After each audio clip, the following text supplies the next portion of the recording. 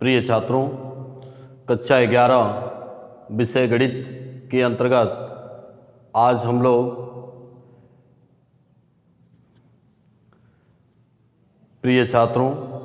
कक्षा 11 विषय गणित में हम लोग पिछले वीडियो में समुच्चय सिद्धांत में वेन आरेख को पढ़ा था,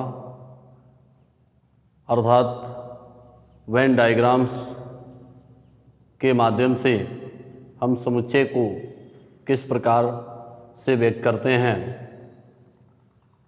इसको हम पिछले वीडियो में पढ़ चुके हैं।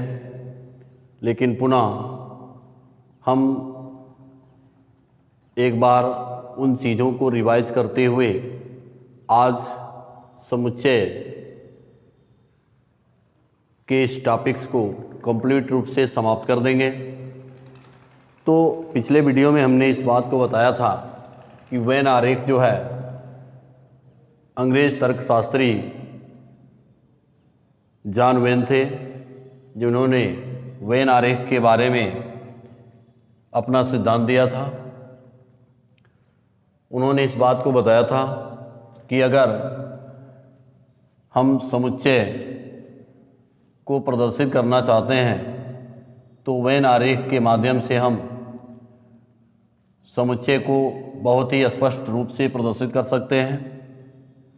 तो उन्होंने बताया था इस बात को कि यदि हम यूनिवर्सल सेट U को प्रदर्शित करना चाहते हैं तो इसके लिए हमें एक आयत का निर्माण करना होगा और इस आयत के अंदर हम U से प्रदर्शित करेंगे, यानी किसी कोने में U लिख देंगे तो यह आयत यूनिवर्सल सेट को प्रदर्शित करता है। अर्थात इस आयत के अंदर जो है यूनिवर्सल सेट क्या होते हैं, प्रदर्शित किए जाते हैं। यानी इसके किसी भी कोने में हम U लिख देंगे तो यह आयत यूनिवर्सल सेट को प्रदर्शित करता है। फिर यदि हम ये कहें कि अगर कोई समुच्चय A है, इसको भी हमें वेन आरेख से प्रदर्शित करना है, तो इसके लिए उन्होंने कहा कि इस समुच्चय A को प्रदर्शित करने के लिए इस आयत के अंदर सबसे पहले हम यूनिवर्सल सेट को लिखेंगे और फिर इस सेट A को प्रदर्शित करने के लिए एक वृत्त का निर्माण करेंगे जो इस आयत के अंदर होगा और इसे हम समुच्चय A के नाम से प्रदर्शित करेंगे, अर्थात ये यहाँ पर लिखेंगे। तो कहने का मतलब U को प्रदर्शित करने के लिए एक आयत लिया हमने, उसके किसी कोने में U लिखा तो यह यूनिवर्सल सेट को प्रदर्शित करता है। किसी समुच्चय के अवयव को प्रदर्शित करना हो तो इसके लिए हम उसके अंदर एक वृत्त के माध्यम से प्रदर्शित करेंगे। फिर यदि मान लीजिए कि कोई एक समुच्चय B है जो A का सबसेट है, तो इसको प्रदर्शित करने के लिए हमने बताया था पिछले वीडियो में कि इसको प्रदर्शित करने के लिए हम क्या करेंगे, तो ये एक आयत जो कि यूनिवर्सल सेट है, इसके अंदर समुच्चय B समुच्चय A का सबसेट है। तो सबसे पहले हम समुच्चय A को बनाएंगे जो कि समुच्चय A इसके अंदर होगा एक वृत्त के रूप में। फिर चूंकि B A का सबसेट है इसलिए इसके अंदर B होगा।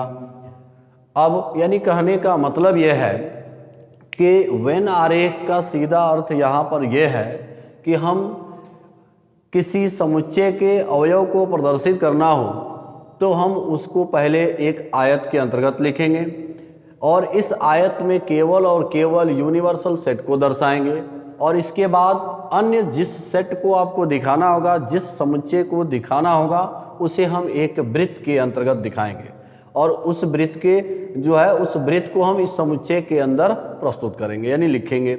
तो यहाँ पर यह समुच्चय A को प्रदर्शित कर रहा है। अगर समुच्चय B समुच्चय A का सबसेट है तो इसको हम इस तरह से दिखाएंगे, यानी A के अंदर B पाया जाएगा, इसलिए हम इसे इस तरह से दिखा सकते हैं। यदि मैं कहूँ कि A और B दो समुच्चय हैं और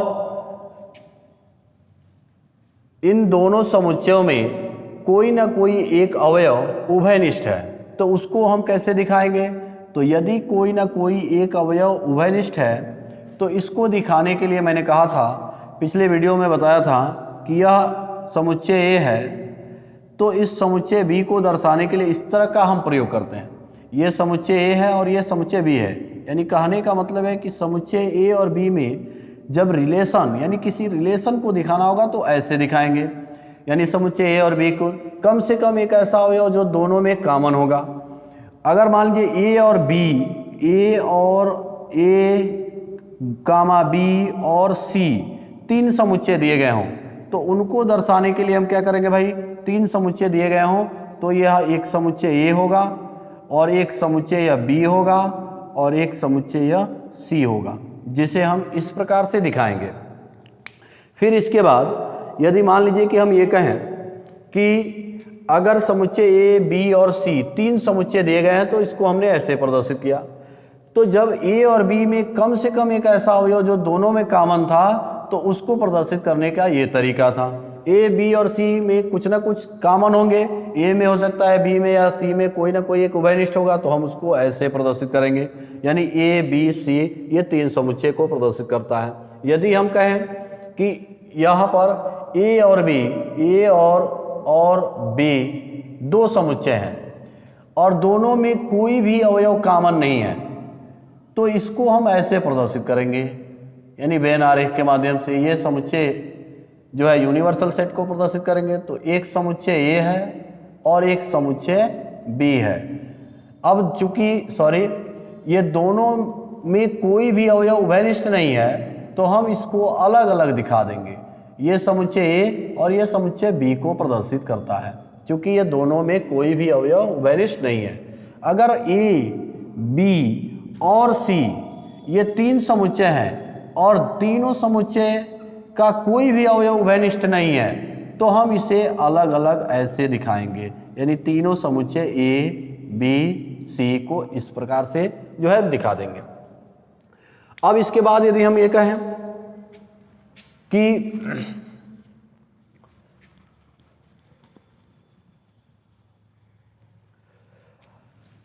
अब यहां पर अगर हम समुच्चय को दिखाएं, अगर ए माइनस बी को प्रदर्शित करना हो तब कैसे दिखाएंगे हम, तो ये हमने बताया था कि एक आयत तो बनाएंगे ही ऐसे।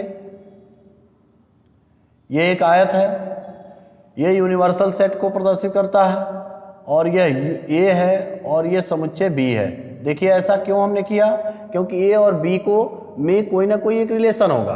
तो ए माइनस बी को जब हम दर्शाएंगे तो ए माइनस बी को वेन आरेख से प्रदर्शित करने के लिए क्या करेंगे, ए में से बी को निकाल दीजिए, अर्थात ए में से बी को हम निकाल देंगे तो सिर्फ और सिर्फ यही हिस्सा क्या होगा भाई, छायांकित होगा और जो ए माइनस बी को क्या करता है, प्रदर्शित करता है।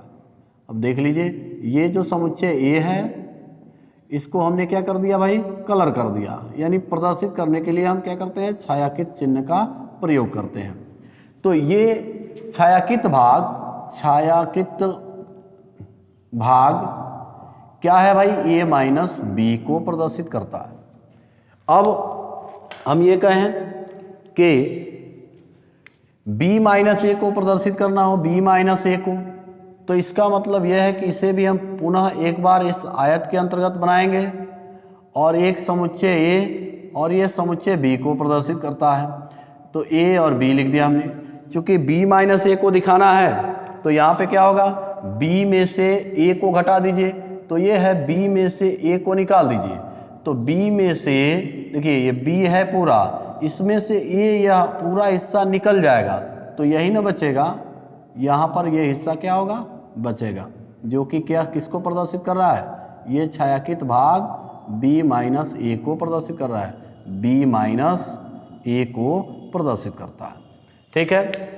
अब अगर हम मान लीजिए कि यह दिखा दें कि ए यूनियन बी को कैसे प्रदर्शित करेंगे, ए यूनियन बी, तो ए यूनियन बी को प्रदर्शित करने के लिए देख लीजिए यहाँ पर हम क्या करेंगे भाई, यूनिवर्सल सेट है या, तो एक हमने समुच्चय ए लिया और एक समुच्चय को हमने बी लिया। तो ए यूनियन बी का मतलब ए और बी का यूनियन, मतलब दोनों एक संघ, यूनियन का मतलब होता है संघ, तो ये दोनों एक संघ में आ जाएंगे।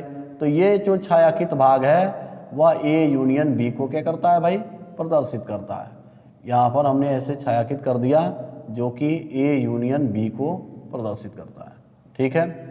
अब हम ये कहें कि ए यूनियन बी डैश को प्रदर्शित कीजिए, ए यूनियन बी डैश को कैसे प्रदर्शित करेंगे? तो देख लीजिए, हम यहाँ पर ए यूनियन बी डैश को प्रदर्शित करते हैं। तो इसके लिए क्या होगा भाई, एक हमने सेट ए बनाया और ये सेट बी है, हमको निकालना है ए यूनियन बी डैश का मतलब हुआ, ए यूनियन बी डैश का मतलब हुआ यू माइनस के ए यूनियन बी डैश का मतलब क्या होगा पता है? ए यूनियन बी डैश का मतलब होगा U minus A union B. अब क्या करेंगे हम, यू में से ए यूनियन बी को घटा देंगे, तो यानी ये है, यही है ए यूनियन बी, इसको निकाल दीजिए तो बचा यही ना हिस्सा, इसको छायांकित कर दीजिए। देख लीजिए क्या हो गया भाई, ये जो हिस्सा को हम छायांकित कर रहे हैं ये ए यूनियन बी डैश को क्या करता है, प्रदर्शित करता है, ए यूनियन बी डैश को प्रदर्शित करता है। तो यहाँ पर आपने देखा कि ए यूनियन बी डैश को हमने किस प्रकार से निकाल लिया, मतलब ये ए यूनियन बी है, हमको डैश निकालना है, तो इस यू में से हमको ए यूनियन बी को बाहर निकाल दीजिए, तो बचेगा उसको हम क्या कर देंगे, छायांकित कर देंगे, ये पूरा हिस्सा छायांकित हो जाएगा। ठीक है, अब अगर हम ये कहें कि ए डैश निकालना हो तो कैसे निकालेंगे हम, ए डैश, तो ए डैश निकालने के, ए डैश दिखाने के लिए हम क्या करेंगे भाई, एक यूनिवर्सल सेट है और एक समुच्चय ए है, तो ए डैश का मतलब हुआ, ए डैश का मतलब क्या हुआ, u माइनस ए, तो u में से a को घटा दीजिए तो फिर यही केवल बचेगा। यहाँ पर जो कलर मैं कर रहा हूँ u माइनस ए को क्या करता है, ये प्रदर्शित करता है। ठीक है, u माइनस ए को प्रदर्शित करता है। अब देखिए इसके बाद हम यहाँ पर ये कहें कि a इंटरसेक्शन b की बात की जाए, a इंटरसेक्शन b को कैसे दिखाएंगे हम, तो a इंटरसेक्शन b को दिखाने के लिए एक समुच्चय ए को हम पहले ए और बी दो समुच्चय बनाएंगे ही, तो यू के अंदर ए और बी का इंटरसेक्शन बनाने के लिए यानी दोनों में कोई ना कोई एक उभयनिष्ठ होगा, तो ए बी इसका इंटरसेक्शन माने दोनों में जो कॉमन हो, तो यही हिस्सा है, देख लीजिए जो दोनों में कॉमन होगा, इसमें भी है इसमें भी है, तो ये कलर हो गया छायांकित भाग ए इंटरसेक्शन बी को क्या करता है, प्रदर्शित करता है। अब अगर हम कहें कि ए इंटरसेक्शन बी डैश बताइए क्या होगा, तो यहाँ पर हम ए इंटरसेक्शन बी डैश को लिखते हैं, तो क्या होगा भाई, इसको हम पहले छायांकित भाग बनाने के लिए एक आयताकार बॉक्स बनाएंगे, फिर इसका मतलब ये हुआ ए इंटरसेक्शन बी डैश का मतलब हुआ कि u minus A intersection B, तो u में से इसका इंटरसेक्शन घटा दीजिए तो बचेगा वही, उसको कलर कर दीजिए, तो ये ऐसे और ये ऐसे हिस्से हैं, या ए है और ये बी होगा, तो इसको छोड़ के बाकी सब कलर कर दीजिए, इसको छोड़ के बाकी सब कलर कर दीजिए, तो ये हिस्सा जो होगा वो क्या होगा भाई, ये हिस्सा जो होगा ये इंटरसेक्शन बी डैश कहलाएगा। केवल और केवल क्या बचेगा, यही हिस्सा जो है बच जाएगा, बाकी सब को हम क्या कर देंगे, छायांकित कर देंगे, तो ये इसका क्या कहलाया, ए इंटरसेक्शन बी डैश कहलाएगा। ठीक है, ए इंटरसेक्शन बी डैश। अगर मान लीजिए हम कहें कि ए माइनस बी को प्रदर्शित करना हो, तो अभी आपको बताया गया कि ए माइनस बी का मतलब हुआ कि इस तरह से देखिए, ए है और ये बी है, तो ए माइनस बी मतलब ए में से बी को निकाल दीजिए तो यही हिस्सा बचेगा ए माइनस बी। अगर हम ए माइनस बी डैश आपसे कह दें कितना होगा, तो इसको कैसे निकालेंगे हम, यानी कलर कैसे करेंगे, तो देख लीजिए, यानी इसको निकालने, ये यूनिवर्सल सेट है तो ये ऐसे हो गया। अब यह एक समुच्चय है, यह समुच्चय बी को प्रदर्शित करेगा, हमको तो इसका डैश निकालना है, ए माइनस बी डैश, अर्थात क्या होगा, u माइनस ए माइनस बी, तो u में से ए माइनस बी को घटा दीजिए तो यही हिस्सा है, देख लीजिए ए माइनस बी, यही ना है कलर किया हुआ, तो इसको ही हम क्या कर देंगे, u में से इसको निकाल देंगे तो बाकी सबको कलर कर दीजिए, तो इसको छोड़कर बाकी सब हिस्सा क्या हो जाएगा, कलर हो जाएगा। देख लीजिए बाकी सभी हिस्से को हम देखिए कलर कर दे रहे हैं, यहाँ पर जो हिस्सा होगा ये सब कलर हो जाएंगे। देख लीजिए ये सब हिस्सा क्या हो गए, कलर हो गए। किसको छोड़ दिया गया, यहाँ से ये हिस्सा जो है हमने क्या कर दिया है, छोड़ दिया, बाकी सबको कलर कर दिया। यानी छायांकित भाग किसको प्रदर्शित कर रहा है, ए माइनस बी का डैश को प्रदर्शित कर रहा है। ठीक, अगर हम इसके बाद ये कह दें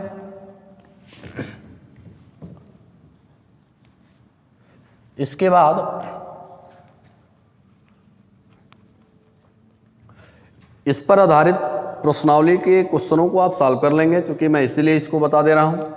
अब हम ये कह दें कि ए डैश इंटरसेक्शन बी को निकालना हो तो कैसे निकालें, ए डैश इंटरसेक्शन बी को निकालना हो तो कैसे निकालेंगे। तो देख लीजिए इसको हम कैसे बनाएंगे, ए डैश इंटरसेक्शन बी। तो इसको बताने के लिए हम क्या करेंगे, ए डैश इंटरसेक्शन बी को दिखाना है तो ये तो पहले यूनिवर्सल सेट होगा और एक समुच्चय ए होगा और एक समुच्चय बी को हम बना लेंगे। क्योंकि ए डैश इंटरसेक्शन बी, तो ए डैश का इंटरसेक्शन बी के साथ करना है तो केवल और केवल क्या बचेगा, ये ए डैश का मतलब यू में से ए निकल जाएगा, बी बचेगा उसका इंटरसेक्शन, तो यही हिस्सा केवल क्या होगा, बचेगा। तो ये हिस्सा किसको प्रदर्शित कर रहा है, ए डैश इंटरसेक्शन बी, यानी छायांकित भाग लिख देंगे, छायांकित भाग ए डैश इंटरसेक्शन बी को प्रदर्शित करता है। अब इसके बाद हम इसको ऐसे लिख दें, ए डैश इंटरसेक्शन बी का डैश निकालना हो तो कैसे प्रदर्शित होगा। तो इसको हम देखिए यहाँ पर प्रदर्शित कर दे रहे हैं, यू ऐसे जो है यह यूनिवर्सल सेट है, एक समुच्चय ए को हमने बनाया और एक समुच्चय बी को हमने बनाया, ये जो समुच्चय है वो बी है। अब कह रहा है ए डैश इंटरसेक्शन बी का डैश निकालना है, मतलब इसका डैश। तो हम यह देख रहे हैं कि यह यही है, सिर्फ इसमें से इसको हटा दीजिए, बाकी सबको क्या कर दीजिए, कलर कर दीजिए, तो यह हो जाएगा इसका डैश। तो ये ऐसे कलर कर दीजिए, यानी इसको, तो ये यहाँ से सब कलर हो जाएगा। देख लीजिए छायांकित भाग किसको प्रदर्शित करेगा, ए डैश इंटरसेक्शन, ए डैश इंटरसेक्ट, देखिए ये वाला हिस्सा है पूरा, ये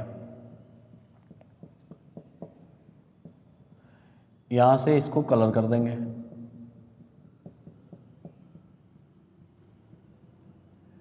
तो ये जो हिस्सा हमने दिखाया ये किसका है भाई, छायांकित भाग किसको प्रदर्शित कर रहा है, तो छायांकित भाग किसको प्रदर्शित कर रहा है, ये हिस्सा छायांकित नहीं होगा, ये हिस्सा मतलब जो ये यहां पर हमने कलर किया है इतना, ये निकल जाएगा यू में से, तो शेष जो बचेगा उसको हमने क्या कर दिया, छायांकित कर दिया।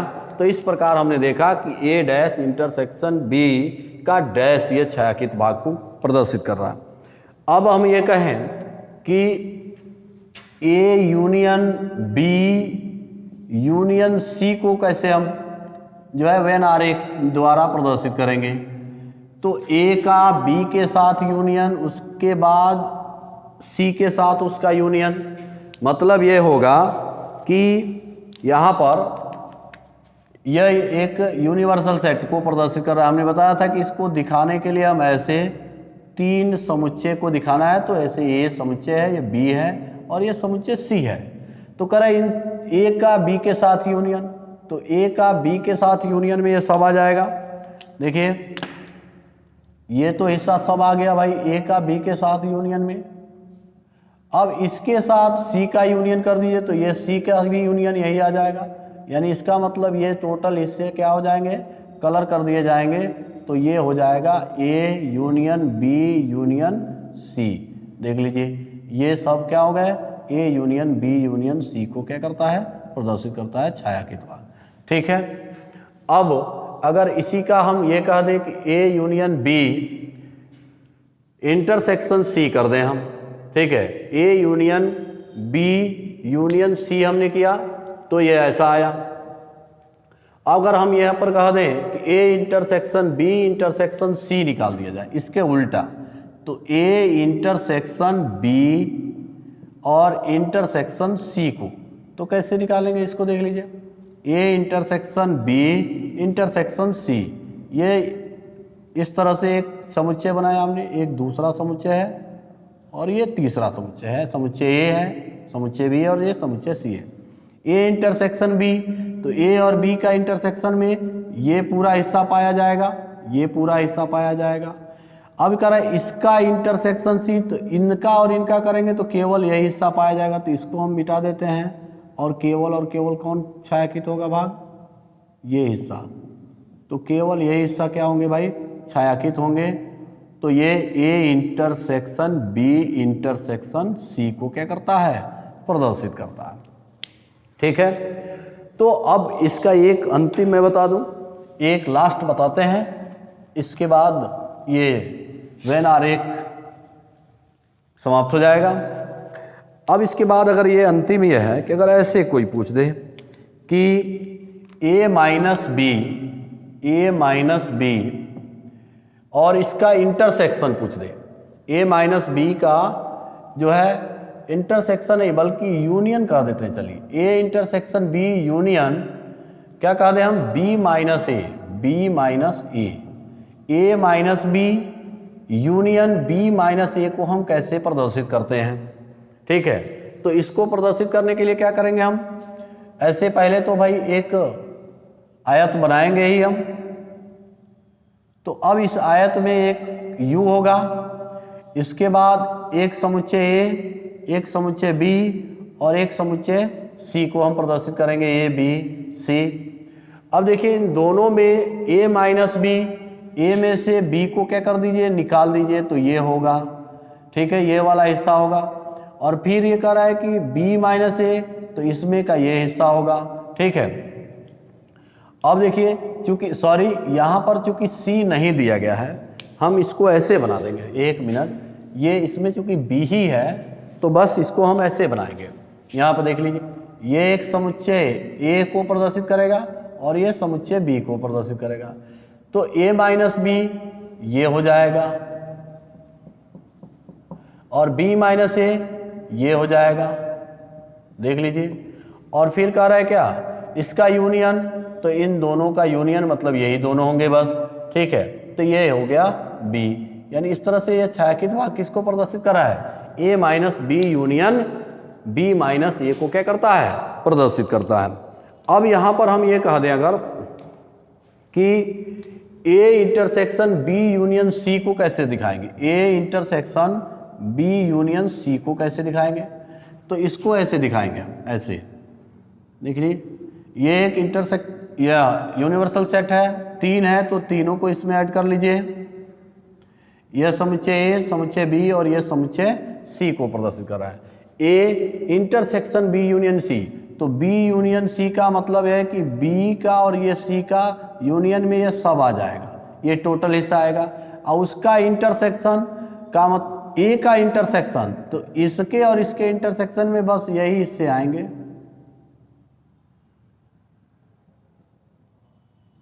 यही हिस्से केवल क्या होंगे, कलर किए जाएंगे, यानी छायांकित भाग। यहां पर लिख सकते हैं छायांकित भाग A intersection B union C को क्या करता है, प्रदर्शित करता है। तो ये रहा वेन आरेख के माध्यम से हम दिए गए समुच्चय को किस प्रकार से हम छायांकित करते हैं, इसके बारे में आप स्पष्ट रूप से क्या कर चुके हैं, जान चुके हैं। अब देखिए, अब इसके बाद हमें कुछ इस तरह के क्वेश्चन यहां पर मिलेंगे, जैसे कि हम बता देते हैं। अब इसके बाद ये कहा जा सकता है कि अगर मान लीजिए कि हम ऐसे कहें n ऑफ ए का मतलब क्या हुआ, n ऑफ ए का मतलब हुआ समुच्चय ए में समुच्चय ए के अवयवों की संख्या। यहां पर लिख देते हैं हम समुच्चय ए के अवयवों की संख्या। Number of elements of set ए, यानी समुच्चय ए के अवयवों की संख्या। जैसे मान लीजिए कि हम कहें, जैसे मान लीजिए कोई समुच्चय ए है जिसके अवयव इस प्रकार दिए गए हैं, A B C D E दिए गए हैं। तो जब यहाँ पर नंबर ऑफ ए की बात की जाएगी तो समुच्चय ए में अवयवों की संख्या को बताना होता है, या नंबर ऑफ ए का मतलब हुआ नंबर ऑफ ए का सीधा अर्थ यहाँ पर आप ये कह सकते हैं कि समुच्चय ए में उपस्थित अवयवों की कुल संख्या कितनी होगी। तो यहाँ गिन लीजिए 1 2 3 4 5, यानी यहाँ लिख देंगे 5। ये नंबर ऑफ जो है ए,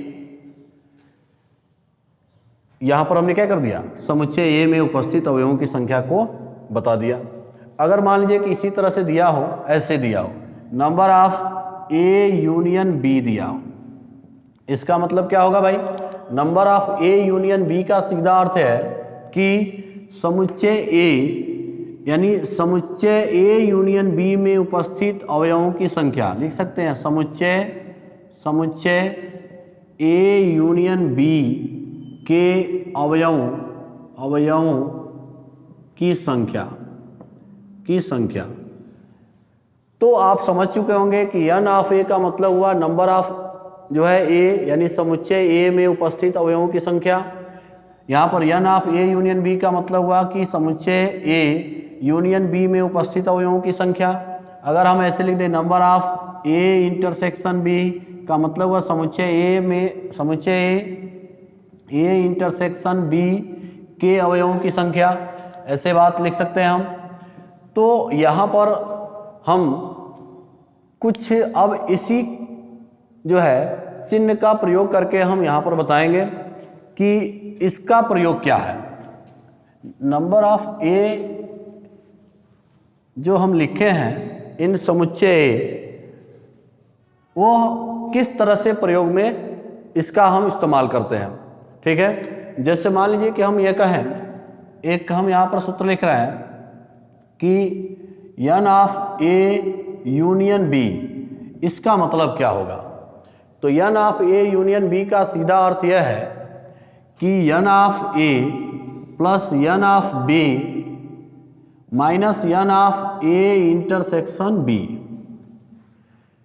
इसका मतलब यह है कि अगर कोई समुच्चय ए और बी का यूनियन दिया गया हो, इस तरह से देखिए ए बी, तो ये दो समुच्चय ए और बी दिए गए हैं, तो इसका जो इंटरसेक्शन इसमें यानी यह number of A plus number of B, तो यह समुच्चय ए और समुच्चय बी तो इसके जुड़ेंगे ही, लेकिन इसमें से इसका इंटरसेक्शन क्या होगा, माइनस हो जाएगा।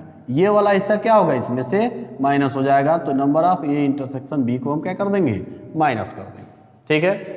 अगर हम यहाँ पर यह कह दें कि यदि किसी समुच्चय में इस प्रकार दिया हो कि number of A intersection B की वैल्यू 5 दी गई हो, इसका मतलब हुआ कि उस number of A intersection B में कोई अवयव नहीं होगा, 0 होगा।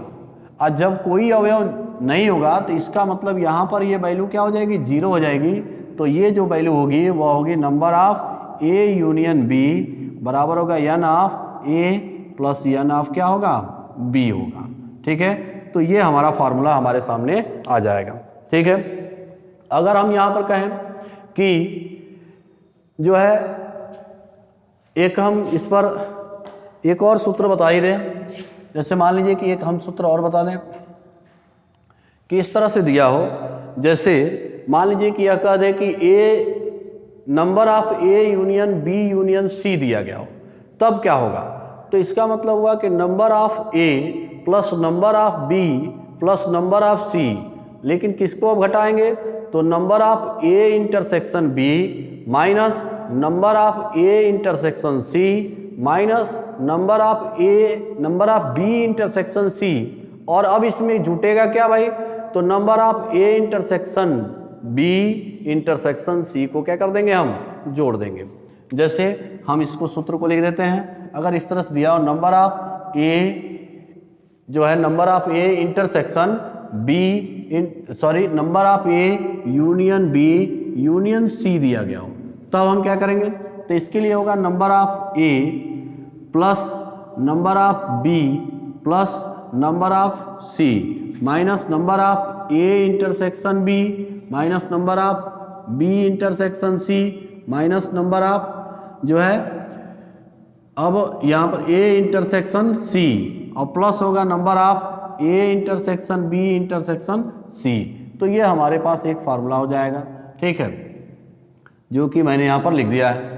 अगर कहने का मतलब है कि अगर इस तरह के कहीं जो है सूत्र दिए गए हों, यानी इस सूत्र पर आधारित क्वेश्चन आपको मिलेंगे, number of A union B union C अगर दिया गया हो, तो इस पर बेस्ड ऑन क्वेश्चन सॉल्व करने के लिए हम क्या करेंगे कि number of A plus number of B plus number of C plus number of minus number of A intersection B minus number of B intersection C minus number of A intersection C कर देंगे, और plus number of A intersection B intersection C को हम यहाँ पर क्या कर देंगे, लिख देंगे, ठीक है।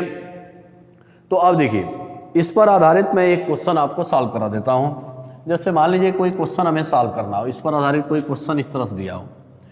कहने का मतलब यह है कि अगर मान लीजिए कि कोई क्वेश्चन दिया हो कि number of A union B का मान लीजिए 50 दिया, ठीक है, a number of A union B का मान 50 दिया हो, और नंबर ऑफ ए बराबर दिया हो 25, और नंबर ऑफ बी बराबर दिया हो मान लीजिए 30।